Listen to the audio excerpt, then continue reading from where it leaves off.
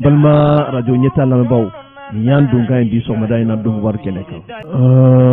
lambaw ko fundi sebon ye lakali chamanke bi ni ka fo ministre nyama koro no ye sumelu bubey maikay ka keni ade jalakilimi kilino ko sika kera la ka fo a senyera jamana kuntigi pro Ibrahim Boubacar Keita o ka pankuru sankola ani surasuka keleke minanko ako be tugudi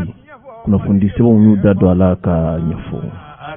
balmao o kibara kelena ela ka fo parti politique min be nu ba wole ka fo UDD o nyama ba sika keleno ale frena ko tobe ni ko ina do yire ya ajira ka fo eko amaduru do fiena wa na fundi sebon yu dado ala ka nyafo rava ka ken harbi nini panguru ko ni surasuka keleke minanko yi miye jamana kuntigi koro Ibrahim Boubacar Keita amma sira mo tumbe nu ba wole ka fo ben barka ale refene tobe ni ko ina critiquera mo ye wuli ka joke a sigoro benombe bi miye lo mel jamana yi ka wuli ka jo nyini yen famaw fe abse ka lame tuga mana mali yere critiquera mo ka boloka no fondi se mo yuda da fana naka nyefo alaba ka keni jeraba mimbe ka ke France ka ufi be fami wule France kana ko sume Africa France jamana nyama aye wule bla ma chama ma dunia ya kono miye farafin jamana uye uluka maube akene kono ka keni kunu juma isa jeren yere kera mali yere togola mami tumbe otunye Adam Diko ye min kumana mali yere togola dani da ani France jamana nyamgo ni nyogo chela an koni ya nyini nege jurula masika soro nga miye Maliki Konate ale kuna fondilai ni donc war kono bi amena lage kale nyini nege jurula na aya soro la ini ye muye ni koina malion ka jama groupe la ma hakia dum tumbe ma suga dum tumbe ani Maliki Konate amna baroke ulula insha Allah alors ka frani beka shiraw fana baby ulubina da ukuloka donc waru kene kono insha Allah aw bismillah balmaw aw bismillah ka keni bi sibiri doya donc wari kuna fondi 7 nouvel horizon aye ayira kafo niye sumelu bube maigaye ale brevelaton mi nuba wule kafo asma o nyama badu ala kafo kabiri utukalo kile mugan ani woro samba fula ani samugan ani kele sumelu bube maiga ablala kata kasubumbala kritikila mo olu yere ka yamaria konnana kuna fondi 7 nouvel horizon ako sumelu bube maiga wati na taula kiri kerenkelene bena sigi ni bara nunu kama mumena ke sababu ye sika kera mawumala ko fo oye jamana nafolo dun wala ye jamana nafolo yuruku oluka kiri bena sigi singa ube fem wule France kana cour d'assises spécial kuna fondi 7 ka lakalla aye ayra ka fo ni ye Sumel Bube Maigai ale to folombe ni yuruku nasira ko la kafra jamana yɛrɛ ma baw caman kan olu tɔgɔw fɔlen bɛ nin ko in na min ye jamana kuntigi kɔrɔ Ibrahim Boubacar Keita ale tɔgɔla pankuru min tun bɛ yen n'u b'a wele k'a fɔ avion présidentiel ani sɔrɔsiw ka kɛlɛkɛminɛ minnu tun bɛ yen n'u b'a wele faransikan na ko équipement militaire ni sanni kɛra kuma ye kuma minnu ni a waatiw bonyana kosɛbɛ ka kɛɲɛ ni fanga bɛ minnu bolo bi olu kɔni kelen n'o ka biribiri ni boliw kɛ ka se ka nin ko in a ɲɛfilɛ ji ɲɛma jɔlen na o de hukumu kɔnɔ sa ka kɛɲɛ ni kunnafoni sɛbɛn yɛrɛ a k'olu ka ɲininiw senfɛ a yɛrɛ la k'a fɔ maa o maa bɛ yen k'i minɛnen bɛ bi ko siga kelen don i la k'a fɔ Ibrahim Boubacar Keita a ka pankuru ko saninko la ani sɔrɔsiw ka kɛlɛkɛcɛminako olu saninko la u bɛɛ lajɛlen ka kiriw bɛna dɔgɔda dɔgɔkun nata ninnu kɔnɔna na ka kɛ kiri kɛrɛnkɛrɛnlen ye ka ɲɛsin ni maa kɔfɛlen ninnu ma u bɛ fɛn min wele k'a fɔ ko session spéciale de la cour d'assises destinée aux crimes économiques bi bɛna kɛ kiriso ye kiri min bɛna sigi siga kelen don maa minnu na k'u u bolo donna nafoloko la jamana yɛrɛ tɔgɔ la olu ka kiriw bɛna don nin kɔnɔna na kunnafoni sɛbɛn ka lakali la a ye a yira k'a fɔ min ye maa minnu bɛ maramafɛnw ta alisilamɛya yɛrɛ tɔgɔ la ka taa maaw bɔnɛ u ni na olu tɔgɔla kiriw sigira nin kalo in kɔnɔ ka kɛ ni ntɛnɛn tɛmɛnen octobre kalo tile 4 san 2021 o kɔfɛ sa a yɛrɛla k'a fɔ ni kiri kɔni bɛna kɛ kiri kura ye maaw kɔni bolo. Siga kɛlen don maa minnu na k'u bolo donna foroba nafolo la wala u ye ɲagami dɔw don foroba nafolo la olu ka kiriw bɛna sigi sen kan. Kunnafoni sɛbɛn ka lakali la a ye a yira k'a fɔ n'i ye jateminɛ kɛ Sumelu Bube Mayiga kabiri utukalo tile 26 tɛmɛnen san 2021 a minɛnen bɛ kiri tigilamɔgɔw fɛ ka taa bila Bamakɔ kasobonba la. Siga de kelen nana an bɛ waati min na i ko sisan. Fa yirala k'a fɔ dɔgɔkun nata ninnu na a bɛ ni a ta a na a bila dɔn ale yɛrɛ kelen tɛ maa caman de bɛ yen minnu tɔgɔ fɔlen bɛ nin ko in na. O dɔ ye k'a fɔ Sumelu Bube Mayiga ani Mamadu Kamara o yɛrɛ tun ye maa ye maa min ni ma se k'a fɔ ko minisiri kɔrɔ tun don. Jamanakuntigi kɔrɔ Ibrahim Boubacar Keita ale ka cakɛbɔdaso min bɛ yen n'o ye jamanakuntigi tɔgɔla baarakɛyɔrɔ ye. Ɲɛmɔgɔya dɔw tun talen bɛ ka d'a ma u bɛ fɛn wele k'a fɔ chef de cabinet du président Ibrahim Boubacar Keita min ye madame Boire Fili Sisoko ale fana tɔgɔ fɔlen bɛ nin ko in na. Bɛrɛbɛrɛtɔ min bɛ yen n'u b'a wele k'a fɔ ko IDD o ɲɛmaaba n'o ye cɛman Iber Kulubali ye ale fana tɔgɔ fɔlen bɛ nin ko in na. Min ye parti min bɛ yen n'u b'a wele k'a fɔ Adema PAJ o ɲɛmaaba n'o ye professeur Cɛmɔgɔ Sangare ale yɛrɛ fana tɔgɔ fɔlen bɛ nin ko in na. A tun ye minisiriya kɛ ka tɛmɛ an ka kɛlɛkɛfini tabaw olu ka minisiriya ani kɛlɛkɛcɛ kuraw ka minisiriya a y'o kɛ Ibrahim Boubacar Keita ka wagati la. Kunnafoni sɛbɛn ka lakali la a ye a yira k'a fɔ min ye nin maa kofɔlen n'o ye Adema ɲɛmaaba ye Cɛmɔgɔ a yirala k'a fɔ alamisa tɛmɛnen ka kɛɲɛ ni octobre kalo tile 7 san 2021 ale yɛrɛ taara lamɛn pôle économique et financier olu maaw fɛ. Siga kɔni t'a la kunnafoni sɛbɛn ka lakali la maa o maa bɛ yen k'i tɔgɔ bɛ nin ko in na i na kiiri donna nataw la ni kiribonda kɛrɛnkɛrɛnlen bɛna sigi n'u b'a wele k'a fɔ ko session spéciale consacrée aux crimes économiques ninnu tigilamɔgɔw a bɛna taa jɛya bɛɛ lajɛlen min nɔ bɛ ko min na o ka se ka ɲɛfɔ jamana kɔnɔdenw ka faamuya sɔrɔ a la. Kunnafoni a y'a sɔrɔ sɛbɛn min kɔnɔ u k'a ma ko Nouvelle Horizon.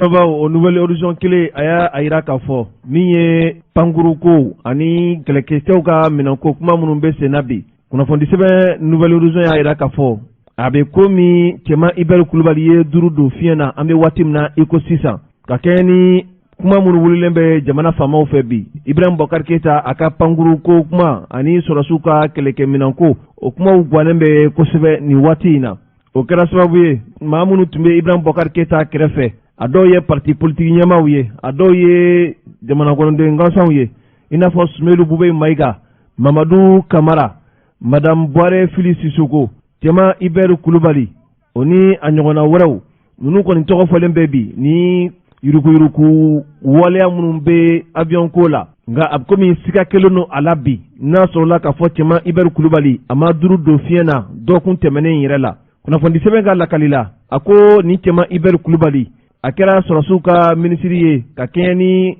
janvier kalo tile 8 san 2015 waati ka taa bila septembre kalo tile 30 san 2016. Ibrahim Boubacar Keita ale ka fanga yɛrɛ kɔnɔna na cɛman Iber Kulubali a wulila ka bɔ sɔrɔsiw ka minisiriya yɛrɛ kunna ka kɛɲɛ ni septembre kalo tile 30 san 2016 ka sababuya kɛ mun ye Banbatu ye wulikajɔ min kɛ ka ɲɛsin bɔnni yɛrɛ mara ma a kɛra sababu ye jamanakuntigi Ibrahim Boubacar Keita ale dimina kosɛbɛ ka cɛman Iber Kulubali bɔ nin jɔyɔrɔ in na. Siga tun kɛra la k'a fɔ ale tɔgɔ yɛrɛ bɛ sɔrɔsiw ka kɛlɛkɛminɛnkow o sanni feereko kumaw la. A yɛrɛla k'a fɔ ni kunnafoni minnu tun bɛ yen sen na kabiri san 2014 a kumaw cayalen bɛ k'a yira k'a fɔ jamana maabaw caman tɔgɔ tun bɛ a kuma kɔnɔna na. Kabiri cɛman Iber Kulubali ka nomination kɔni kɛra mɔgɔ caman kɔni tun sigara la k'a fɔ a kɔni taara nin ko in bɛɛ lajɛlen sira datugu bɔ kana se ka bɔ a ko in kalama. O hukumu kɔnɔ kunnafonidi sɛbɛn y'a yira k'a fɔ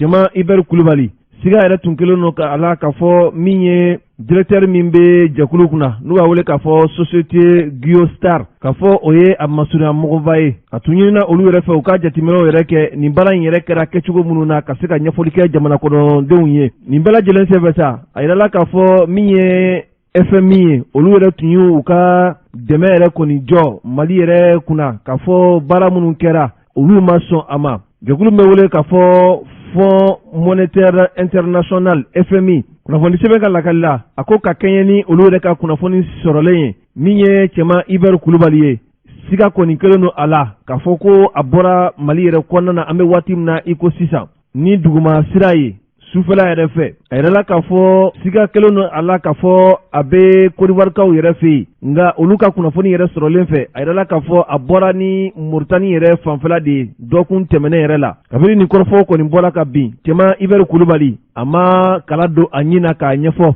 yala tiɲɛ don wa ale ka bɔli a bɛ Mali kɔnɔ wa wala a tɛ Mali kɔnɔ a ka parti politique min bɛ yen o yɛrɛ fana min i da don a kuma na fo ka taa se nin waati in yɛrɛ ma kunnafoni sɛbɛn ka lakalila a ko min y'an ka kiiri tigilamɔgɔw ye olu kɔni bɛ wulikajɔ la bi k'a yira k'a fɔ min ye ka ni avion ko in ani kɛlɛkɛminɛn ko in a sanna sancogo minnu na ka a sɔngɔw kɔni layɛlɛ kosɛbɛ yurugu minnu ni ŋanamu minnu kɛra a la ani yuruya minnu kɛra a la a ko kɔni bɛ ka sɛgɛsɛgɛ an bɛ waati min na i ko sisan kunnafoni an y'a sɔrɔ sɛbɛn min kɔnɔ u k'a ma ko Nouvelle Horizon.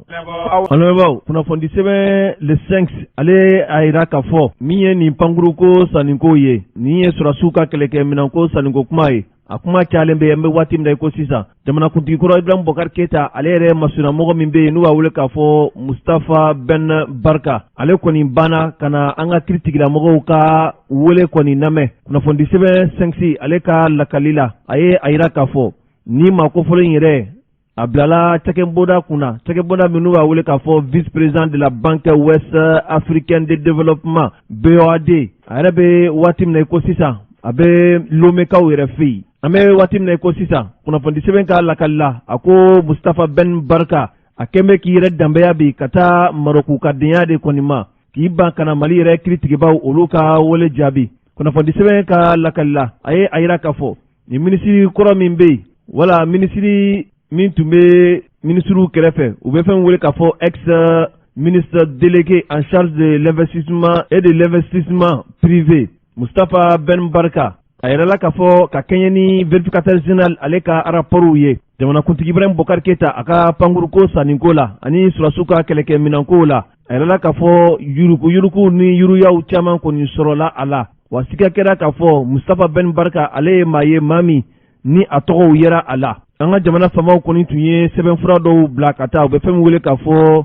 convocation ka se ka fɛɛrɛ kɛ ka a lamɛn nin ko in na an bɛ waati min na ko sisan a bɛ Lome yɛrɛ kaw fɛ yen banque BOA o baarakɛla don Mali yɛrɛ tɔgɔ la kunnafoni sɛbɛn 5 ale ka lakali la a ko olu ye kunnafoni sɔrɔ k'a fɔ jɛkulu dɔw tun farala ɲɔgɔn kan k'a ɲini ni maa kofɔlen a ka se ka taa lamɛn o sɔrɔla ni an ka kiiri bondasoba min bɛ yen n'u b'a wele k'a fɔ Cour suprême o procureur général u ka laɲini yɛrɛ kɔnɔna na ka sababuya kɛ waleya jugu min kɛra ni avion ko ni kɛlɛkɛminɛnko sanniko la a kɛra waleya tolilenw ye siga kɛra la k'a fɔ waleya tolilenw de sɔrɔla a kɔnɔna na nin baara in yɛrɛ kɛra ka bɛn ni san 2000 ani san 14 waati ye olu ye ɲininkali kɛ k'a fɔ n'i ko commission rogatoire internationale o kɔrɔ bɛ di sariya la u ma donna sariyatigi dɔw la sariyatigiw ye a yira k'a fɔ nin ye baara min juges bɛ se ka u to ka jugeya baara kɔnɔ ka yamaruya ɲini juges wɛrɛw fɛ minnu bɛ hali jamana wɛrɛw yɛrɛ kɔnɔna na ka se ka maa dɔw bila u ka bolo kan u ka se ka taa a lamɛn ka sɔrɔ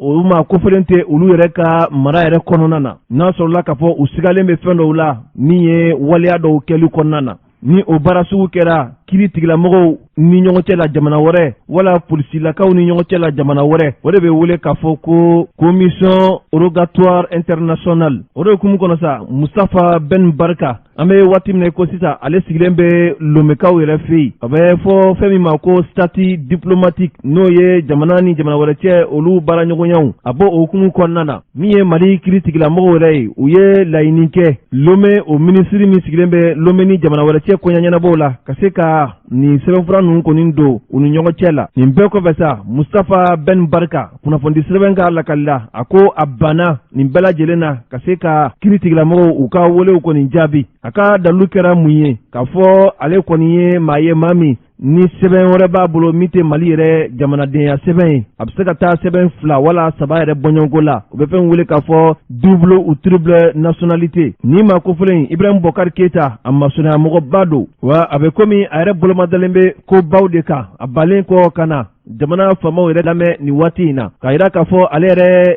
sɛbɛnfura b'a bolo Marɔku yɛrɛ tɔgɔ la Maroku ka deno kunnafoni sɛbɛn ka lakalila a ko nin ko in kɔni kabiri finitigilakaw kɔni nana jamana fanga yɛrɛ kunna olu kɔni kɛn bɛ k'a ko kɔni yuguba bi maa o maa bɛ yen ni sɔrɔlen bɛ a ko la maa o maa bɛ yen ni da donna a ko la i ka se ka lamɛn kiiritigɛlamɔgɔw fɛ ni ɲangili ka kan i ka ɲangi a baara in senfɛ kunnafoni sɛbɛn ka lakalila ale kɔni b'a yɛrɛ ɲininka sa kunnafoni sɛbɛn yɛrɛ sɛbɛnba n'o ye Batoma Sissoco ye yala waati ma se wa Mali kiiritigɛlamɔgɔw u ka se ka sɛbɛn fura da u bɛ fɛn wele k'a fɔ mandat d'arrêt international i n'a fɔ a ɲɔgɔnna dara min ye nin ma kofɔlen yɛrɛ balimakɛ kan Karimu Keita an bɛ waati min na i ko sisan ale yɛrɛ fɛnɛ tununnen bɛ fo bi a mana sɔn ka kiiri tigilamɔgɔw ka wele jaabi kunnafoni a y'a sɔrɔ sɛbɛn min kɔnɔ u k'a ma ko le 5 jama bɛ fɛ ka kɛɲɛ ni loi de programmation militaire ko kuma ye an ye wulikajɔ kɛ waati tɛmɛnenw na ka taa an ka wasabulon na sabu n'i ye a sariya ninnu lajɛ a tun yirala k'a fɔ san o san ni rapport de tun kan ka kɛ wasabulon maaw fɛ u ka se ka sɛgɛsɛgɛli kɛ wari minnu donna donda min fɛ sabu san 5 de tun don nka an y'a ye k'a fɔ n'i y'a ye an sera bi ma k'a fɔ sɔrɔsiw ka kɛlɛkɛminɛn ko wari minnu donna a la loi de programmation militaire ko wasaden dɔw bɛ yen tuma dɔ la olu m'u jɔ u jɔyɔrɔ la commission de défense a waati olu de tun kan ka sɛgɛsɛgɛli kɛ ministère de défense ka yɔrɔ la san kɔnɔ baaraw kɛra kɛcogo jumɛn na olu fana ka sɛgɛsɛgɛli kɔnɔna na commission de finance o fana k'u kan ka sɛgɛsɛgɛli kɛ nafolo ninnu donyɔrɔw ni jateminɛw la an kɔni ka jate la a don kama minnu tun kan k'u jɔ u jɔyɔrɔ la o de m'u jɔ jɔyɔrɔ la o de y'a to wari ninnu kɛra kɛcogo la contrôle ma se ka boli a bolicogo ɲuman na pour que aw bɛ faamuya sɔrɔ a la min ye a waati honorable Kumare an ye wulikajɔ kɛ ka taa a se ale yɛrɛ ma ko in bɛ cogo di a wariko bɛ cogo di a contrôle bɛ cogo di min sɔrɔla Kumare da a dɔɔnin kama an ka jɛ ka dɔɔnin lamɛn o la. munna député y'u sigi a bɛ san 3 san 4 ɲɔgɔn bɔ bi jamana bɛ miliyari 1,000 ni kɔ ta san o san ka don an ka kɛlɛkɛminɛnw ni bi 2019 de la an y'a ye k'a fɔ député wulilen bɛ bi ko ka commission d'enquête dɔw sigi wari ninnu donna cogoya minnu na ka se k'a ɲɛɲini munna y'o sigi ka nin bɛɛ ma kɔnɔ. n bɛna min f'i ye an ye loi min voté ka wari bila ministère de la défense ka bolo kan a loi tɔgɔ ye loi d'orientation et de programmation militaire LOPM mais loi min don a baara bi kɛ san 5 de kɔnɔ 2015-2019 baara ye san 5 baara c'est un programme glissant sur les 5 ans 2015-2019 et 2019 la bi programme bi ban nin na ni programme banna on yɛrɛ t'o demander obligatoirement il y aura un audit parce que programme wɛrɛ kan ka na pour suppléer la LOPM 2015-2019 yarɔ i tɛ se ka programme kura ta n'i ma kɔrɔlen taara yɔrɔ min a kɔrɔlen laban kɛra min ye n'i m'o dɔn donc le 2019 c'est l'année de l'audit c'est pourquoi de plus en plus on va la LOPM décrier qu'à fort il est temps maintenant qu'on sache ce qu'on doit faire par rapport à la LOPM. Mais au-delà de ça, loi voté les colonnes ni ministère de la Défense parce que la loi, c'est vrai, commission de défense y apporte. Mais nous, on constitue une commission transversale. C'est-à-dire, on a un droit de regard sur toutes les autres commissions de l'Assemblée. On a travaillé avec la commission de défense en 2015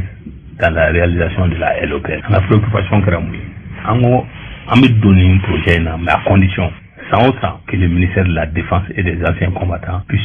déposer un rapport détaillé à la commission de défense à l'attention de l'Assemblée sur l'exécution de la LOPM.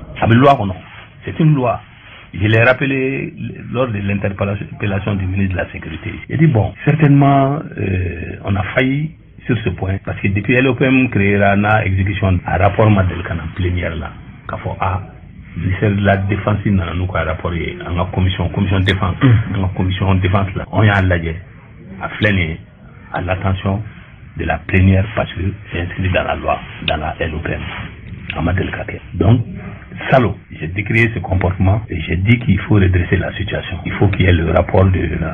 ministère de la Défense sur le bureau de la commission de défense à l'attention de l'ensemble des députés. Mais,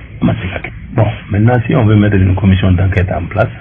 je dis que bon, on est en fin de programme. L'Open prend fin en 2019. Mais ce qui est sûr, au minimum déposera 600. Oui, soumet la motion. Est-ce que sensible là, n'est refait, ça n'engage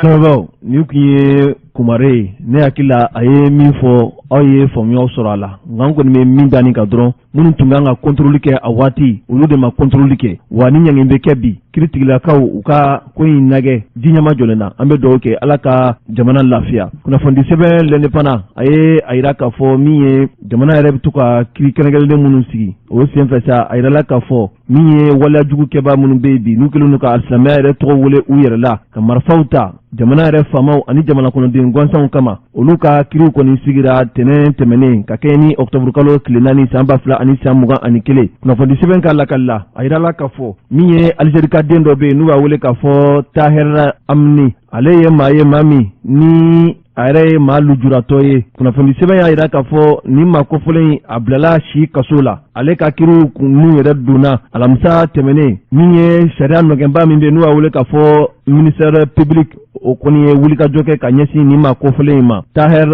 Amni ani Sidi Mohamed Ag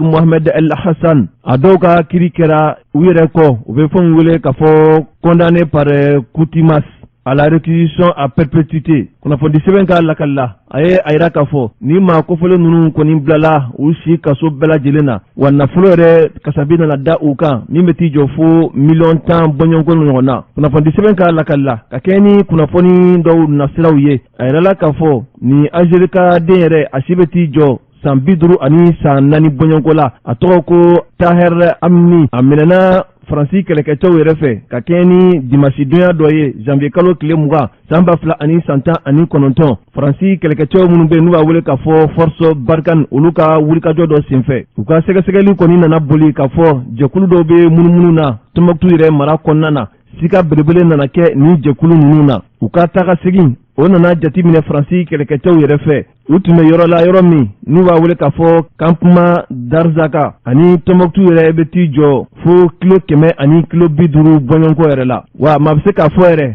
ani Mauritanie yɛrɛ fana bɛ dancɛ yɛrɛ bɔ kunnafoni sɛbɛn ka lakali la Faransikaw ka nin munumunu senfɛ a yirala k'a fɔ min ye Taher Amni maa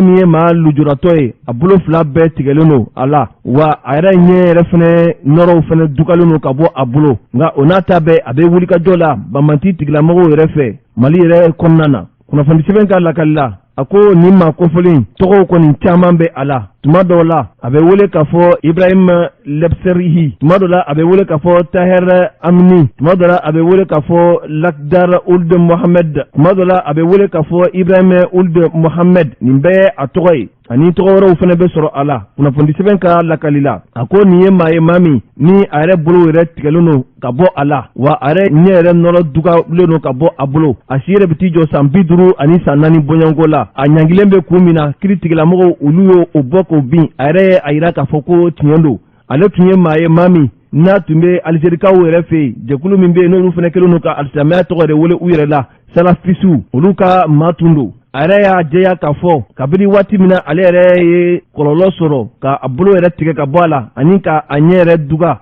ale y'i senbɔ kɛlɛ yɛrɛ la jɛkulu fɛn bɛ a y'i senbɔ olu sen na a taara i bisimila Tombouctou yɛrɛ mara yɛrɛ kɔnɔna na yɔrɔ min bɛ n'u b'a wele k'a fɔ campement Arzegan a tora yen sa min ye denmisɛnninw ye ka to ka olu kalan alisilamɛya yɛrɛ a kalanw na ani alisilamɛya yɛrɛ dɔnniw na o nana kɛ a ka baara ye a ko ka kɛ ni san 2000 ni san 12 ye ale yɛrɛ ye dugu min bɛ n'u b'a wele ko Imirat a ye yen kɔni sɔrɔ a ka baara tun bɛnnen bɛ bagankɛ de ma a ye o baara kɔni bila a ye a yira k'a fɔ kiiritigɛlamɔgɔw yɛrɛ ɲɛkɔrɔ ale bɛ nin munumunu salon yɛrɛ la Algérie jamana kan kabini san 1990 waati jɛkulu fɛ jɛkulu minnu n'u b'a wele k'a fɔ groupes armés salafistes fo kana se a yɛrɛ bolo tigɛli la ka bɔ a bolo o yɛrɛ kɛra fɛn na o kɛra sababu min ni a tora mini ne donni na dugu yɛrɛ jukɔrɔ o nana éclater ka a bolo 2 tigɛ ani ka a ɲɛ yɛrɛ fɛnɛ duga nɔrɔ ka bɔ a bolo a ye a yira k'a fɔ waati tɛmɛnenw na jɛɲɔgɔnya tun bɛ ale ni marifatigi jɛkulu minnu kɛlen don ka alisilamɛya yɛrɛ tɔgɔ wele u yɛrɛ la ani u tun ka jɛɲɔgɔnw tun fanga ka bon kosɛbɛ wa tuma dɔw la a tun bɛ nafolo kasafi dɔw sɔrɔ ka bɔ olu tigilamɔgɔw yɛrɛ yɔrɔ a sigilen kɔ Tombouctou yɛrɛ mara kɔnɔna na kɛrɛnkɛrɛnnenya la min ye campement d'Arzagan o tun ye yɔrɔ min ne yɛrɛ bɛ kunnafoniw di marifatigi jɛkulu yɛrɛ ma yennɔ a kɛlen don k'u ka kunnafoniw sɔrɔ kunnafoni sɛbɛn ka lakalila a ko min ye kiiritigɛlamɔgɔw ye olu kɔni nana a ɲange a si yɛrɛ kaso bɛɛ lajɛlen na ka kɛɲɛ ni sariyakisɛ min n'u b'a wele k'a fɔ la loi 008/025 du 23 juillet 2008 min bɛ ɲangali ta ka ɲɛsin papalikɛla minnu bɛ sɔrɔ Mali yɛrɛ kɔnɔna na kunnafoni an y'a sɔrɔ sɛbɛn min kɔnɔ u k'a ma ko l'indépendant balimaw min ye kiri bunankun ye haribi kunnafoni sɛbɛn l'indépendant a ye a yira k'a fɔ min ye polisilaka minnu bɛ 10e arrondissement na u ye wulikajɔ kɛ ka ɲɛsin maa dɔ ma maa min n'a tun bɛ k'i yɛrɛ wele k'a ye kiiritigɛla ye Abdoulaye Traoré kunnafoni sɛbɛn ka lakalila a ye a yira k'a fɔ min ye nin maa kofɔlɔ in ye wulikajɔ kun kɛra a nɔfɛ polisilaka dɔw bolo min ye 13e arrondissement polisilakaw ye kabiri mars kalo tɛmɛnen san 2021 Abdoulaye Traoré a nana minɛ commissaire divisionnaire Fanta Kone ale ka cɛdenw fɛ 10e arrondissement yɛrɛ kɔnɔna na sigida 6nan olu polisilakaw don kunnafoni sɛbɛn haribi a ka lakalila ni maa kofɔlen kɔni taara lamɛn kiiritigɛlabaw fɛ u ye papier d'a kan ka bila ka taa kaso la u bɛ fɛn wele ko escroquerie a nɔ nana ye olu la kunnafoni sɛbɛn hali bi a ka lakalila a y'a yira k'a fɔ ka kɛɲɛ ni polisilakaw olu ka seereya dɔw ye a yira k'a fɔ ni maa kofɔlen tun bɛ k'i yɛrɛ kɛ kiiritigɛbaw de u bɛ fɛn wele k'a fɔ ko magistrat Abdoulaye Traoré a nana baaraɲɔgɔnya de don ani jagokɛla dɔ ni ɲɔgɔn cɛ ni maa kofɔlen yɛrɛ tɔgɔ ko LD jagokɛla don Sirakɔrɔ Nɛgɛtana a nana wolosa min ye numéro kɔni k'u falen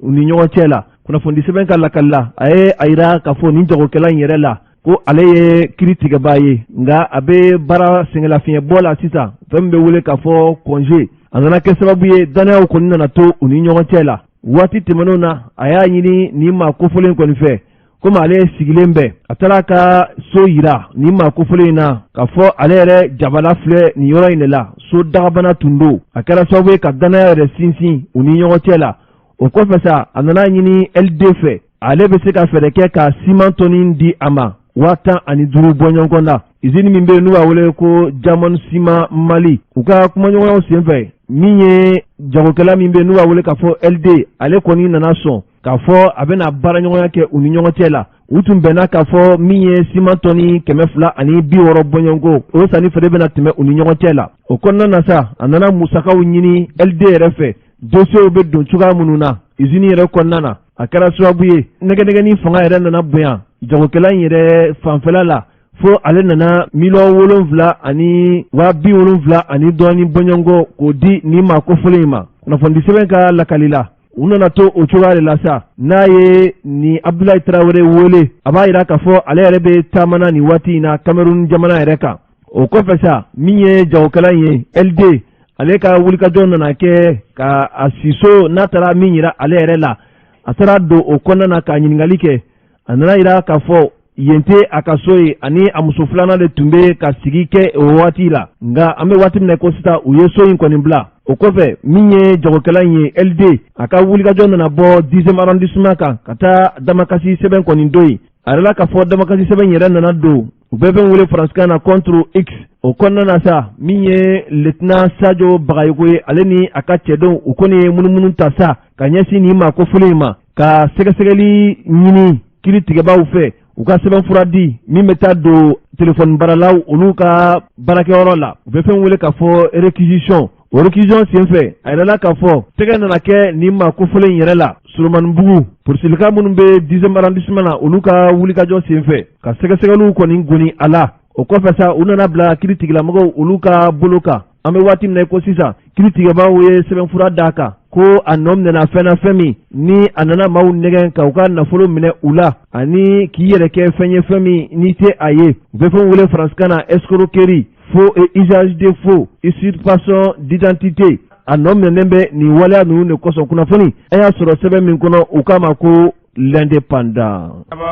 An balimaw ka kɛɲɛ ni Nouvel Horizon ale ka bɔli la a y'a yira k'a fɔ dugudɔmɔgɔkaw kɔni cayalen bɛ bɔlɔlɔw sanfɛ k'a yira k'a fɔ Mali minisiri ɲɛma dɔgɔtɔrɔ Sogɛl Kokala Mayiga k'a fɔ a kɔni bɛ ɲini ka jɛ Faransikaw ka yamaruya sɛbɛn min bɛ yen n'u b'a wele k'a fɔ ko visa nin kɛra kuma ye kuma min ni a fanga bonyana kosɛbɛ bɔlɔlɔw yɛrɛ sanfɛla la o hukumu kɔnɔ sa ka kɛɲɛ ni octobre kalo tile 6 san 2021 min ye faranskaw ka lasigiden min bɛ yan a ye wulikajɔ kɛ ka ɲɛsin kunnafonidilaw yɛrɛ ma ka yira k'a fɔ kuma minnu bɛ ka fɔ bi k'a fɔ faransi lasigiden a banna ka yamaruya sɛbɛn di dɔgɔtɔrɔ Choguel Kokala Mayiga ani a jɛɲɔgɔn minnu bɛ yen n'olu tun kan ka taa lajɛla Suisse jamana yɛrɛ kan ko o kuma kɔni ye nkalon de ye. Kunnafoni sɛbɛn Nouvelle Horizon ale ka lakali la a ye a yira k'a fɔ nin waati laban ninnu na juru kɔni samalen bɛ bi Mali jamana ani Faransi jamana ni ɲɔgɔn cɛ ka da gɛlɛya minnu bɛ u ni ɲɔgɔn cɛ min ye k'a fɔ Mali minisiri ɲɛma dɔgɔtɔrɔ Choguel Kokala Mayiga a ye wulikajɔ min kɛ waati tɛmɛnen na ka ɲɛsin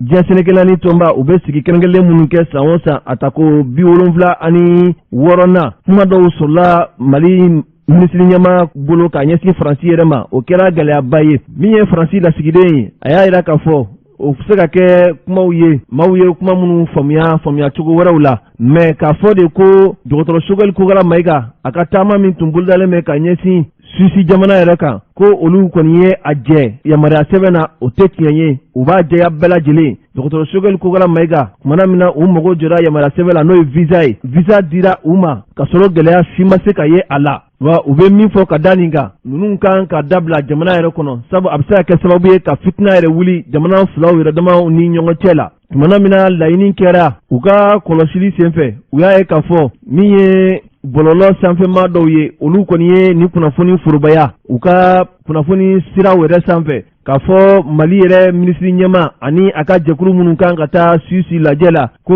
olu kɔni jɛra Faransikaw ka lasigidenso kɔni fɛ u ko k'u bɛ bɛɛ lajɛlen ladɔnniya k'a fɔ Mali minisiri ɲɛma u ma deli ka jɛ olu bolo wa u bɛ bɛɛ hakili sigi k'a fɔ visa dira a ma a mago tun bɛ visa hakɛya min na o dira u ma wa a ko a bɛ kangari min da waati sera sa Mali faamaw u ka fu siri ni baara ninnu na ka se ka nkalon kɔni tigɛ ka mɔgɔw fili kunnafoni yɛrɛ jɛlen kɔni na o ye fɛn ye fɛn min ni a cɛman ye Mali ani Faransi ni ɲɔgɔn cɛ la kunnafoni an y'a sɔrɔ sɛbɛn min kɔnɔ u k'a ma ko Nouvelle Horizon. An balimaw ka kɛ Mali ni Faransi yɛrɛ cɛla gɛlɛya la a yirala k'a fɔ Faransi jamana ɲɛma min ye Emmanuel Macron ye a ye jɔyɔrɔba dɔ kɛ Faransi kunun ko jɛrɛ in yɛrɛ kɛra ka kɛ ni juma ye u bɛ jɛrɛ min wele k'a fɔ Sommet Afrique France kunnafoni sɛbɛn ka lakalila a ye a yira k'a fɔ nin kɛnɛ in yɛrɛ kan min ye kɛnyɛrɛye baarakɛlaw olu tun bɛ yen min ye k'a fɔ jamana kɔnɔden gansanw u bɛ fɛn wele k'a fɔ société civile olu maaw tun bɛ yen min ye seko ni dɔnko tigilamɔgɔw ye min y'an ka farikolo ɲɛnajɛbaw ye olu fana tun bɛ a kɛnɛ kɔnɔ a yirala k'a fɔ kunnafoni sɛbɛn ka lakalila min ye maa 2,500 bɔɲɔgɔnko fo ka taa bila maa 3,000 bɔɲɔgɔnko olu tun bɛ nin kɛnɛ in yɛrɛ kɔnɔna na olu maa 3,000 la a yirala k'a fɔ maa 700 bɔɲɔgɔnko olu bɔra farafin jamanaw yɛrɛ kɔnɔna na ka kɛɲɛ ni juma tɛmɛnen octobre kalo tile 8 san 2021 Faranskaw ka dugu min bɛ yen n'u b'a wele k'a fɔ Montpellier nin kɛnɛ in yɛrɛ sigira yen nɔ maa yɛrɛ bɛ se k'a fɔ ko nin ye a ta ko 28 na yɛrɛ ye Afrique France yɛrɛ bunakun kan a bɛ komi gɛlɛyaw kɔni sɔrɔla a la sabu laadala min ye an ka jamana ɲɛmaaw ye olu tun bɛ a kɛnɛ kɔnɔ nka a yirala k'a fɔ jamana ɲɛmaa kelen ma sɔrɔ farafin jamana yɛrɛ la ko wele bilala min ma k'i ka na nin kɛnɛ in yɛrɛ kɔnɔna na kunnafoni sɛbɛn ka lakali la a ko a dɔ la nin bɛna kɛ kɛnɛ ye kɛnɛ min ni a bɛna to sen na ka to ka farafin jamana kɔnɔdenw yɛrɛ wele u kana ka na u yɛrɛ dantigɛ gɛlɛya minnu b'u kan an'u ka hakilina ye min ye Faransi ani farafin jamanaw cɛla koɲɛw la kunnafoni sɛbɛn lɛnɛ fana a y'a yira k'a fɔ kabini san 1973 waati ni ɲɔgɔnna tun famana ka kɛ Faransi jamana ɲɛmaaw yɛrɛ fɛ kunnafoni sɛbɛn ka lakali la a ko waati tɛmɛnenw na juin kalo san 2020 waati min tun ye nin baara ɲɔgɔnnaw ni a tun kan ka kɛ Faransi jamana ɲɛmaaw yɛrɛ fɛ dugu min bɛ yen n'u b'a wele k'a fɔ Bordeaux a bɔra a dɔgɔkɔrɔ kunnafoni sɛbɛn ka lakali la a ye a yira k'a fɔ nin kɛnɛ yɛrɛ sigira Mali yɛrɛ ma to kɔ a la sabu Mali jamana kɔnɔdenw olu yɛrɛ a kɔnɔna na min ye Mali politimɔgɔ dɔw yɛlɛ a kɔnɔ min ye k'a fɔ Mali yɛrɛ a seko ni dɔnko tigilamɔgɔ dɔw yɛrɛ a kɔnɔ min ye kɛnyɛrɛye baarakɛla dɔw olu fana yɛrɛ a kɔnɔ kunnafonidila dɔw olu fana yɛrɛ a kɔnɔ kunnafoni sɛbɛn ka lakalila a ye a yira k'a fɔ min ye hali Burkina Faso olu jamana kɔnɔdenw dɔw o fana yɛrɛ a kɔnɔna na min ye Korowari ye olu jamana kɔnɔdenw dɔw yɛrɛ a kɔnɔ min ye RDC Congo olu fana jamana kɔnɔdenw dɔw yɛrɛ a kɔnɔ min ye Afrique du Sud u jamana kɔnɔdenw dɔw yɛrɛ a kɔnɔ La Guinée olu jamana kɔnɔdenw dɔw yɛrɛ a kɔnɔna na kunnafoni sɛbɛn ka lakali a ko ka kɛɲɛ ni Emmanuel Macron a ye wulikajɔ min kɛ ka taa Burkinakaw yɛrɛ fɛ yen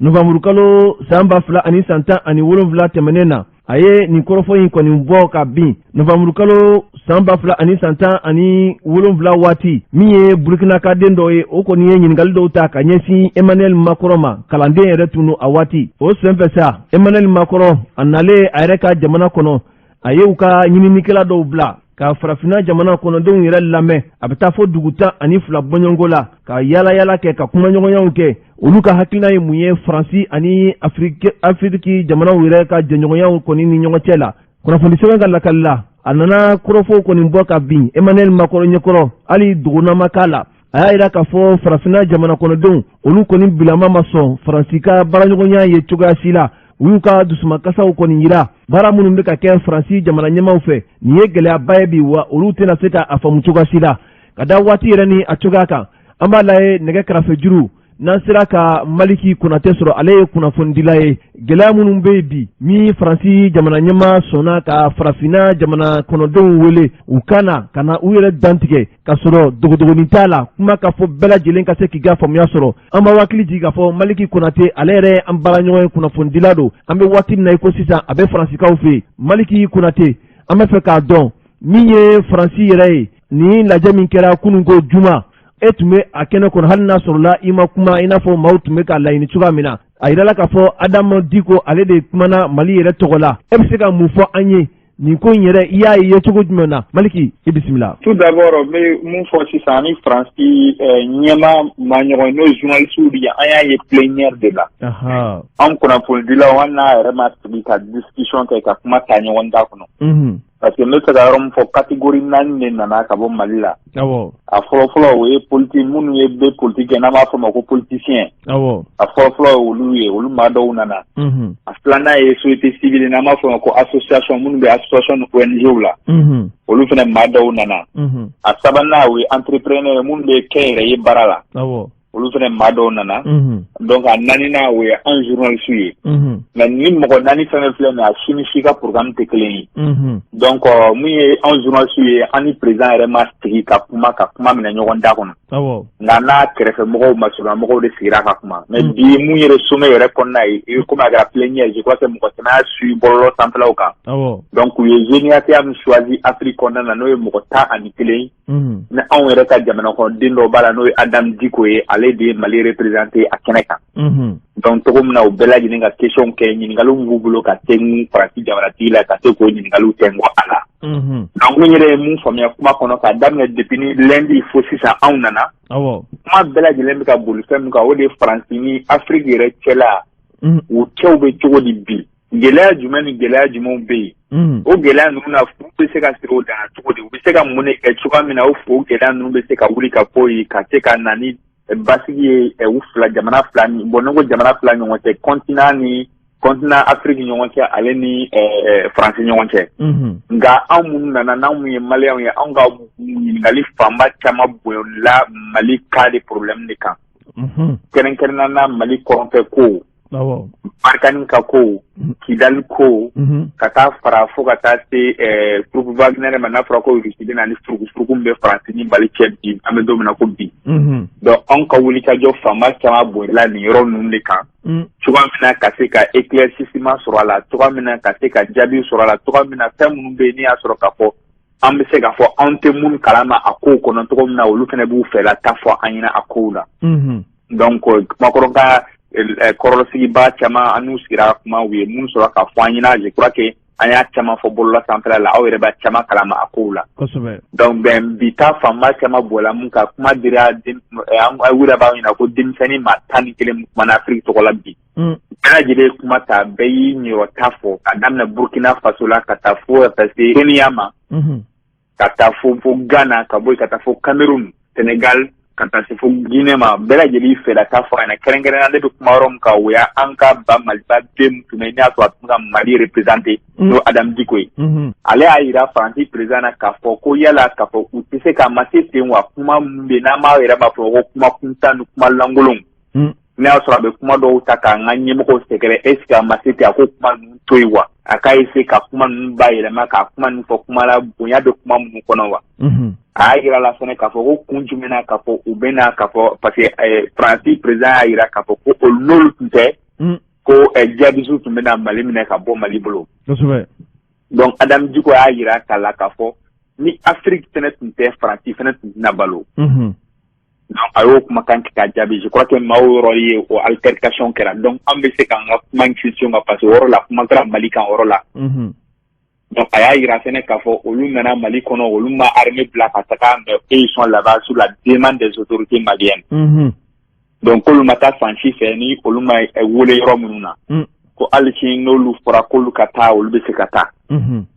Ani fɛnɛ u ka réorganisation u bɔra Kidal u bɛ ka bɔ Tombouctou ani Tessalit u b'u ka base min cɛ ka bɔ yen a y'o kumakan ninnu fɛnɛ fɔ. Ani fɛnɛ Adam y'a ɲininkali n y'a fɔ cogo min na tension min bɛ bi n'i y'a sɔrɔ kumaw bɛ ka yɛlɛ ɲɔgɔn sanfɛ Faransi ni Mali cɛ.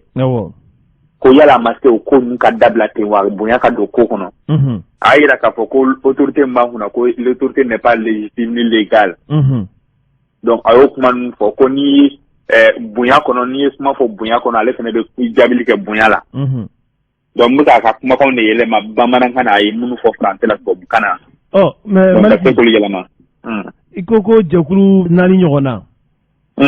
Politique mɔgɔ minnu bɛ yen ani société civile ni journaliste ni kɛnyɛrɛ baarakɛla minnu bɛ yen bakuruba la mɔgɔ lakodɔnnen jumɛn de bɛ yen n'i bɛ se k'olu tɔgɔ fɔ an ɲɛna a la. Maa minnu bɛ yan politique bunakun kan n bɛ se ka maa min fɔ o ye Cheikh Oumar Diallo ye.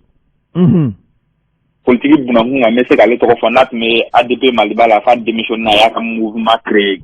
Ale b'a la. Mun ye k'a fɔ entrepreneur olu ka ca n ma dɔn ni mɔgɔw b'u dɔn Alu ni Frandiaye b'o la. Ka taa se Nɛnɛ Keita ma ka taa se Fatou Fall ma Falma fo ka taa se Ibrahim Jawara ma Familab. Donc olu bɛɛ lajɛlen bɛ yan. Kibaradilaw da dun. Donc kibaradilaw ta la maa 5 de b'o la. O maa 5 fɔlɔ-fɔlɔ o ye Ibrahim Traoré Itra. N'o ale ORTM i wasa da ale de kan k'a bila ka na ORTM jɔyɔrɔ fa. A filanan o ye Jeliba TV ye. Jeliba Télé ale i watuli sɛbɛn fɛn na Mohamed Alidou Maïga. Maïga kosɛbɛ. Atayer. Donc ale bɛ Jeliba TV tɔgɔ la. Mun ye renouveau ye o ye Maliki Diallo ye. Renouveau ye wasa don ale de la. Horon TV. Donc ni mɔgɔ wɛrɛ b'a ye site web kan an b'a ye k'a fɔ horontv.ml site web b'an bolo en même temps an bɛ baara caman kɛ bɔlɔlɔ sanfɛlaw la. An ka page Facebook n'an ka YouTube n'an ka fɛnw bɛ yen donc web TV b'an bolo ne yɛrɛ bɛ kɔnɔ o jɔyɔrɔ fa. Nka o b'a yira k'a fɔ a duurunan ye Mamu Jara ye. Mamu Jara ale bɛ ka radio Mikado n'o ye Nations Unies ka radio. Ale bɛ o jɔyɔrɔ fa. O b'a yira k'a fɔ politique mɔgɔ min bɛ yen Cheikh Oumar Diallo kelen dɔrɔn de don. Politique mɔgɔ min kɔni bɛ yen ne kɔni b'a dɔn n m'a fɔ ko Cheikh Oumar Diallo kelen don mais ne b'a dɔn ne maa politique mɔgɔ min dɔn o ye Cheikh Oumar Diallo ye. Mais e yɛrɛ fɛ o nin baara min filɛ nin ye Faransi jamana ɲɛmɔgɔw fɛ o. Yala nin tun tɛ projet de ye ka se ka nin maa welelen ninnu lafaamuya u ka taa u ka n'u ka jamanaw kɔnɔ ka se ka jamana kɔnɔdenw faamuya Faransi ka hakilinaw la wa. Bon bɛɛ n'a ka faamuyali cogo don ka se k'u lafaamuya cogo min na o kana se o ma fɔ mun ye mɔgɔ welela lettre d'invitation kɔnɔ tout est précisé a bɛɛ b'o kɔnɔna na. Donc an welela kun min na an kɔni journaliste ta o ye couverture médiatique ye. Voilà donc maintenant mɔgɔ welela kun min na bɛɛ o de kosɔn n y'o fɔ n ko n tɛ bɛɛ ka programme dɔn. Mais an ka programme ye min ye n kumana de kan. Mun ye société civile ta ye olu fana ka programme tun b'a d'a ma. Entrepreneur ta tun ye min ye u fana nana u ka exposition n'u ka fɛnw kɛ olu fana ta b'a d'a ma politique fana u fana ta b'a d'a ma. Mais fɛn dɔ ka diya bɛɛ ye o ye k'a fɔ ko wa mun nana k'a fɔ ko Faransi bɛ fɛ k'u dɔw yɛrɛ b'a fɔ ko ka logiciel formaté ko ka logiciel kura sigi cogo min na u bɛ se ka taa Faransi défense. Mais a ma se k'a fɔ k'u kana sommet la ko ka taa Faransi défense est-ce que Faransi mago b'a la k'a fɔ ko tigilamɔgɔ k'u cɛ ka bɔ Bamakɔ ka na n'u ye yan ko sommet tile kelen kama. K'a fɔ k'u bɛna logiciel dɔw kunna mun b'a to u bɛ taa Faransi défense wa nafa t'o la o n'i y'a sɔrɔ k'a fɔ ko tunu Faransi bɛ se k'o kɛ k'u to deni Mali la u bɛ se k'o baara ninnu kɛ wa moyen wɛrɛw bɛ yen nɔ solution wɛrɛw bɛ yen nɔ mun bɛ se ka kɛ u bɛ se k'o bɛɛ lajɛlen kɛ k'a sɔrɔ a ma kɛ k'u wele ka na sommet na parce que sommet bɛɛ lajɛlen de bɛ na jama mun bɛ yan mɔgɔ 5,000 ɲɔgɔnna de bɛ sommet in na aw yɛrɛ imagine o mɔgɔ 5,000 n'a fɔra k'a fɔ ko tile kelen ko ka u bɛɛ formaté ka Faransi ka tila don la cogo min na u ka se ka taa Faransi défense u ka jamanaw kan n m'a fɔ k'a tɛ se ka kɛ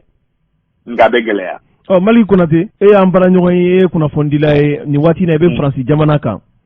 ni mɔgɔ min e yɛrɛ ɲininka o ko in laɲini tun ye min ye Macron fɛ yala o sabatira wa?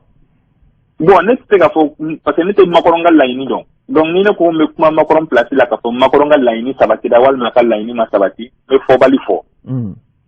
parce que a ka laɲini ye mun ye ou bien mun dogolen b'a kɔfɛ mais mun bɛ papier kan n ka m'o de ma voilà mun bɛ papier kan o de a ko k'a fɔ mun bɛ papier kan depuis 2017 a ye discours dɔ kɛ Ouagadougou ko o discours kɔfɛ a y'a yira k'a fɔ désormais ale bɛ fɛ ka baara kɛ ni jamana kɔnɔdenw de ye n'o ye funankɛninakaw ye cogoya min na u ka ɲɛtaa ye jumɛn ye Afirika u ka ɲɛtaa ye jumɛn ye Faransi jamana ni Afiriki yɛrɛ collaboration u ka ɲɛtaa ye jumɛn ye a yɛrɛ ɲuman na ko ambiguïté foyi kana k'a la tabou fɛnɛ kana k'a la c'est-à-dire question ɲininkali bɛɛ lajɛlen bɛ se ka poser ani hakilina bɛɛ lajɛlen bɛ se ka fɔ o de b'a kɔnɔna na o de bɛ papier kan donc maintenant n'o o mun bɛ papier kan n'i y'a sɔrɔ k'a fɔ ko o de y'a a ka n taara ma fɔ a ŋaniya ye an b'a fɔ k'a fɔ a ŋaniya a wasara parce que bibi in na maa 11 kumana a fɛn bɛɛ kumana a si ma tɔ to kuma kɔnɔ u y'a bɛɛ fɔ frustration bɛ fan o fan mɔgɔw kelen ta ye min ye dɔw yɛrɛ ko k'a fɔ k'u kana k'an ka sira yɛrɛ t'u ka dɛmɛ na bilen k'u k'u ka dɛmɛ yɛrɛ bɛɛ ta ka taga n'a ye donc n bɛ se k'a fɔ papier kana na n'i y'a sɔrɔ o y'a ŋaniya ye mun bɛ denmisɛnninw kunna ko na bibi in na hali n'i y'a sɔrɔ n m'a fɔ a bɛɛ tilancɛ kɔni fɔra bi kɛnɛ kan maintenant n'i y'a sɔrɔ k'a fɔ ŋaniya wɛrɛ de b'a la ne to ala ye k'o tɛ k'o dɔn n tɛna se k'o dɔgɔnin dɔn mais n'o papier kɔni kan o ye nin ye a yɛrɛ ko ten ko sincérité ka kɛ kuma na bɛɛ lajɛlen ka kuma fɔ i kana nɔgɔ don a la donc o kɔni kɛra bi kɛnɛ kan papier ŋaniya dɔ fɛnɛ ye jumɛn ye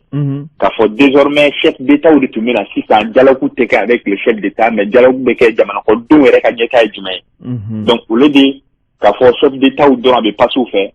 ils vont continuer à eux de faire ko u kɔrɔta yɛrɛ k'a fɔ k'a ni chef d'état tɛ baara kɛ ɲɔgɔn bolo toujours ça continue mais cette fois-ci c'était vraiment ka jeunesse la mais jeunesse fɛnɛ ka ɲɛtaa ye jumɛn ye u ka relation na France ka relation ni Afrique ka relation na